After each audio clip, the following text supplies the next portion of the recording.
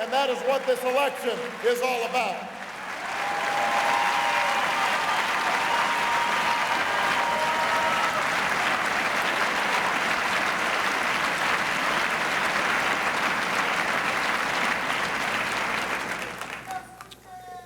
Yes, we can. Now, understand, this is not about me, and it's not about Senator Clinton. As I've said before, I have enormous respect for Senator Clinton as a person and as a public servant. She was my friend before this race started. She will be my friend after it's over. I did not get into the race to tear anybody down. I got into the race to lift this country up and to make sure that Democrats win in November. That is the goal of all of us, to deliver a better future for our children and our grandchildren. Both Hillary and I agree on one thing that John McCain apparently does not. The next president needs to end the disastrous policies of George W. Bush.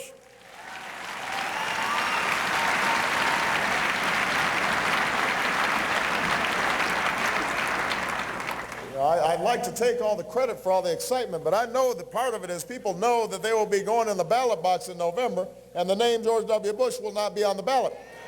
And they're cheerful about that. The name of my cousin, Dick Cheney, won't be on the ballot. That was really embarrassing when that news broke. We have a distant ancestor in common. When they do these genealogical surveys, you are hoping that you are related to somebody cool. But Dick Cheney, that is a letdown.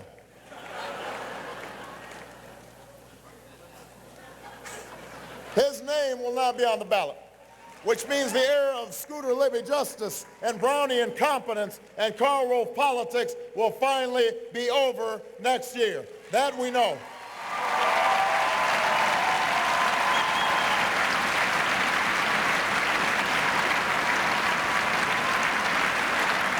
So Hillary and I agree that we have to change policies of George Bush. And both of us have spent this campaign and our careers putting forth specific, detailed policies and solutions to turn this country around.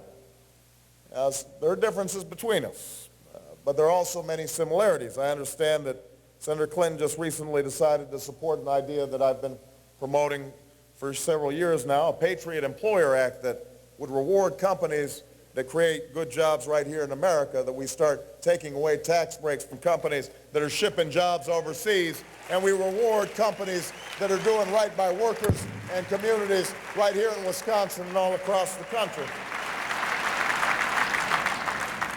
But let's be clear. The problem we have is not the lack of good ideas. It's not the lack of good ideas. It's that Washington is the place where good ideas go to die. It's that lobbyists crush them with their money and their influence. It's that politicians spend too much time trying to score political points and not enough time trying to bridge their differences so we can get something done for the American people.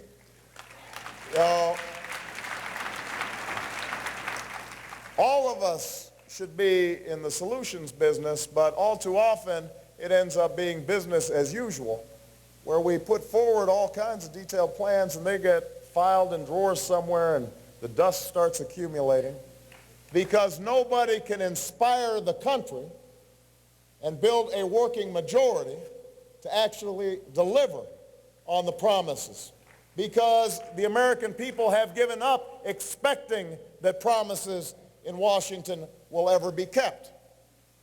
What we need is a president who's in the business of solving problems, and we will solve those problems by bringing the country together and rallying the United States of America around a common purpose, because we are a party that is at its best when we lead not by polls but by principles, and not by calculation but by conviction, when we summon the entire nation around a common purpose and a higher purpose. And that's the reason that I am running for President of the United States of America.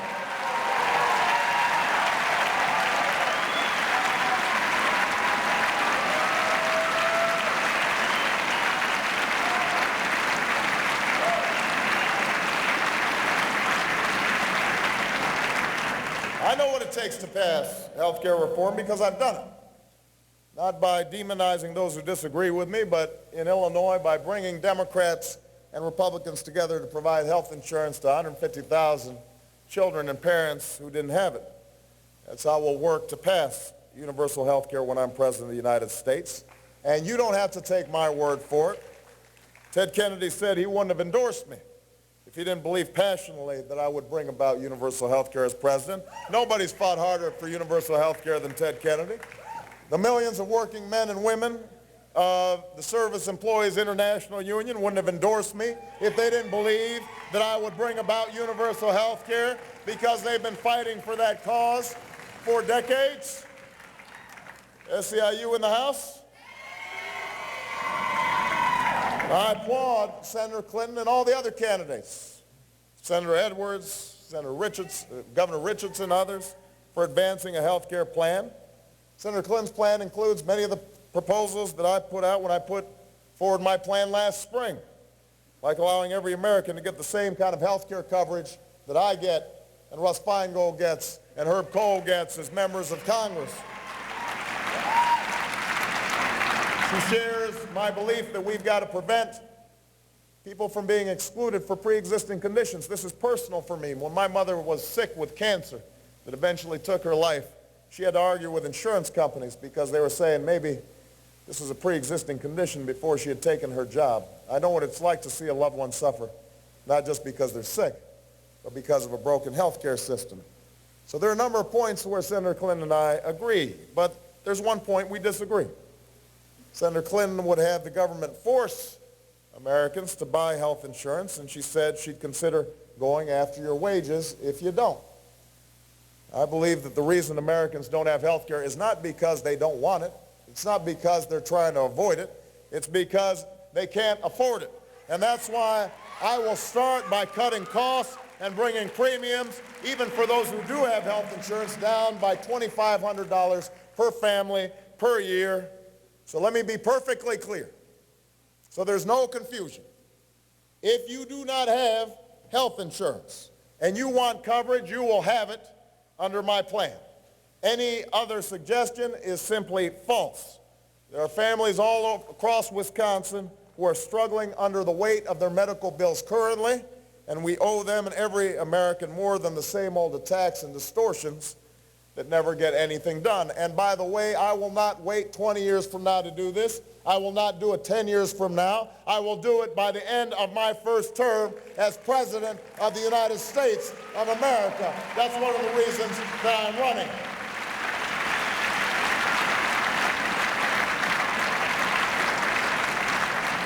The reason I bring this up in some detail is that words matter. Words matter.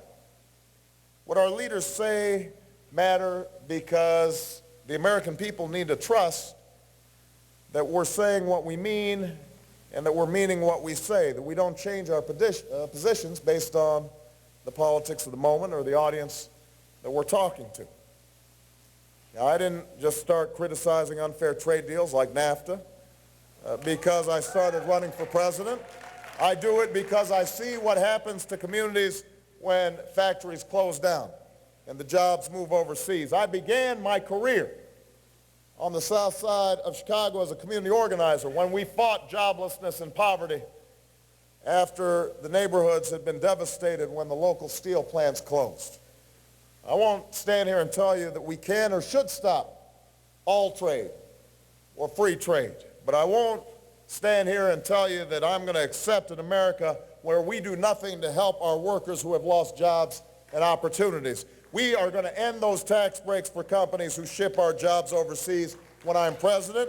We'll help working families who are struggling in this economy by ending the Bush-McCain tax cuts for the wealthy and putting a middle-class tax cut worth $1,000 into the pockets of working families who make less than $75,000 a year, 95% of America's workers. We're going to eliminate the income tax for those making less than